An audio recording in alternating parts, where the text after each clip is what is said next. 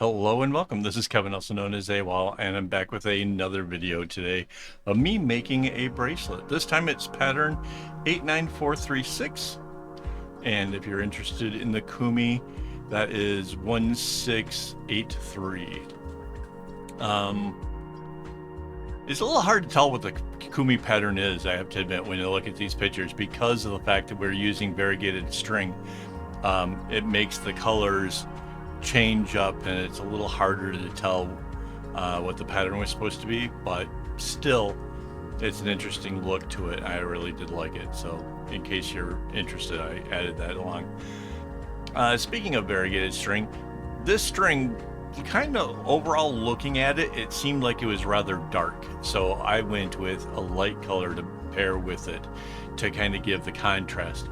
I also figured that because it was kind of pinkish in color, that I would pair it with something that was a little bit more purple to maybe get the contrast.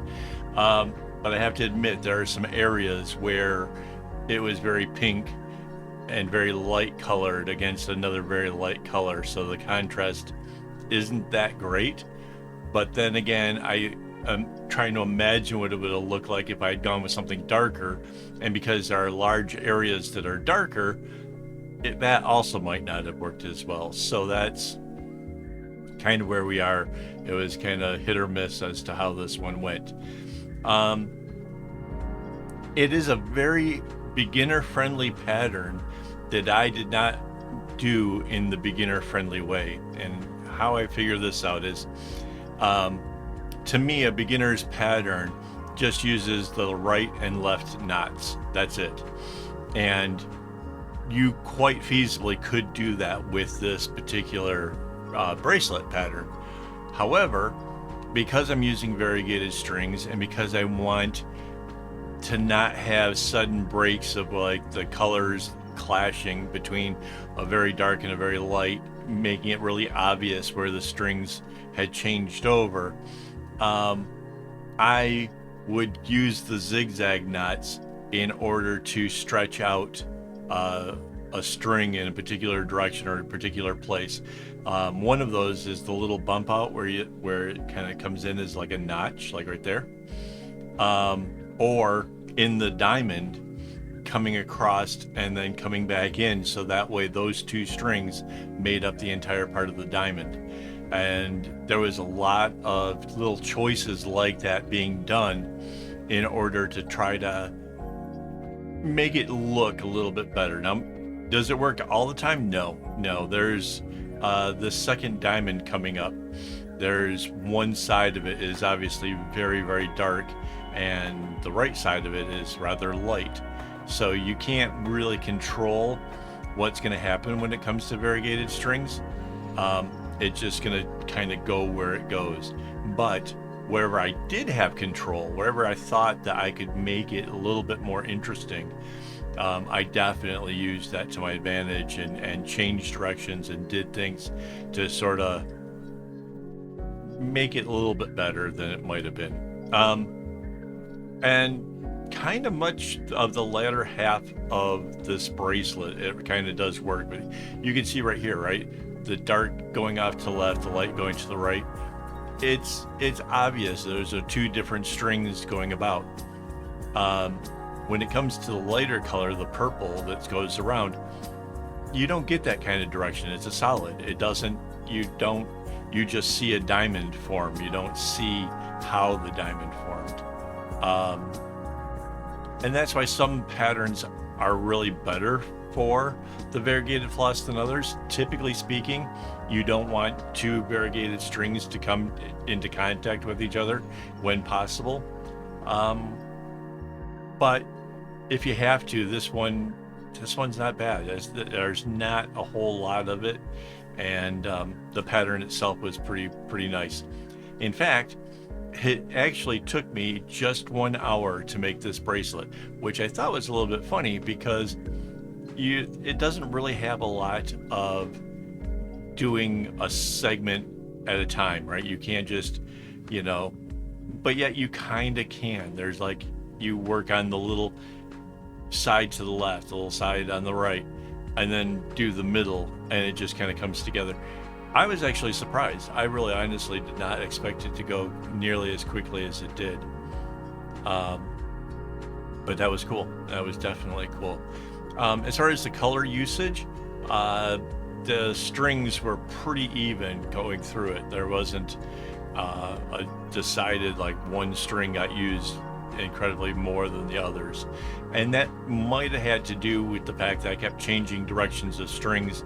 I may have inadvertently found ways of conserving the variegated string, and when it came to the lighter one, I just let that go straight through.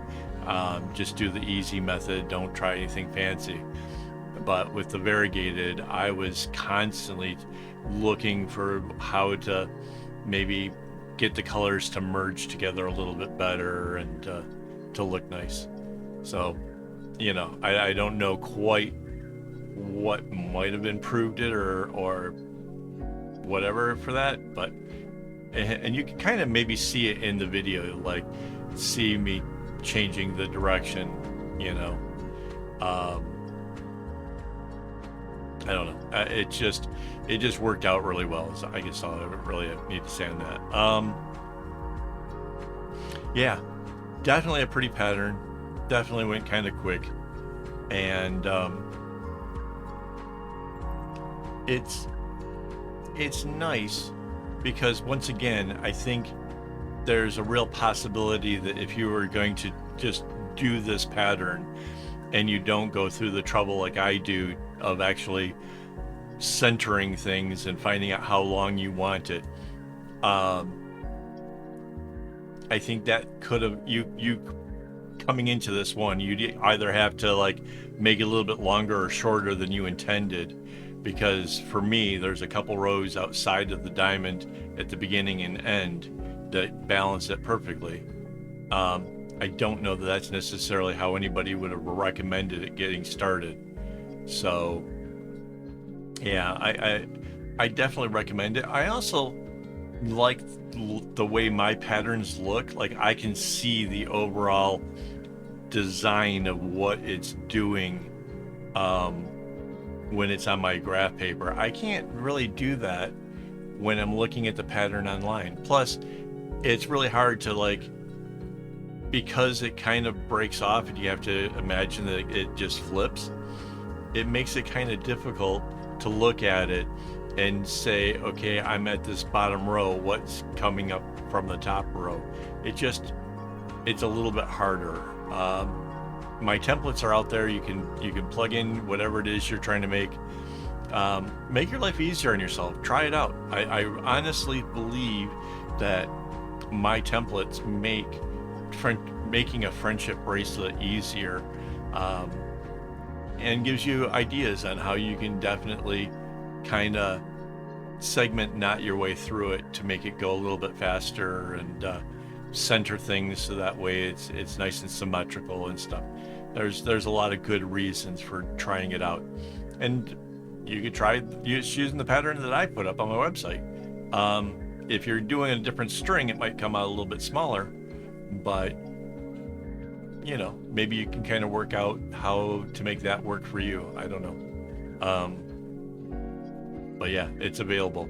Hang on, before I forget, we're way past the halfway point. I do need to thank my YouTube members for making this possible. It's super motivating to know that these people have stuck with me and are trying to encourage me to keep the channel going, to keep doing the daily videos, to keep doing the behind the scenes stuff. There's a lot goes into putting out these videos, and their encouragement has kept me on track, and yeah, it's keeping me here for you guys. So thank you so much. Yeah, I don't even know how to thank you guys enough. It really does mean a world to me.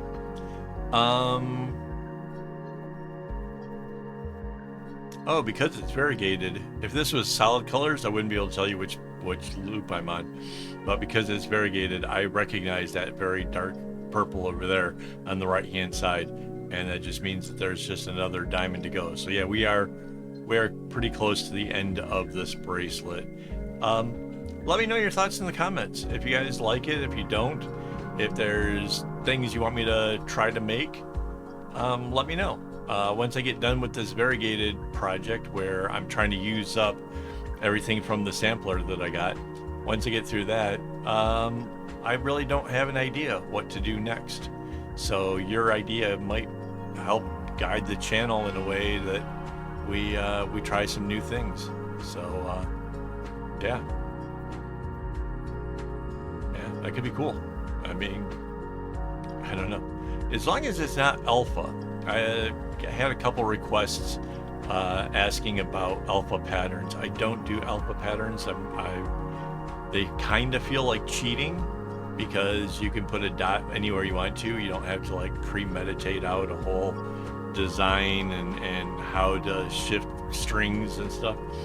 You just kind of put things wherever. Yeah, it feels like cheating when you've made bracelets the way I have for as long as I have.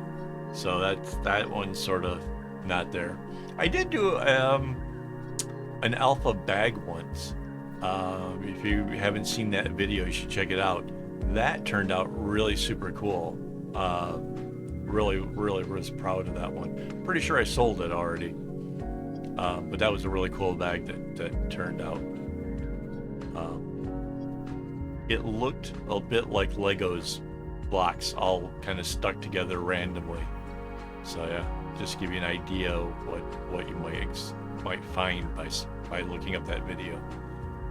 All right, so here's the last diamond, and there's just another row beyond it. Then the big reveal, I show it off. So yeah, thanks for hanging out with me. I really do appreciate it. If you haven't already, hit the like button.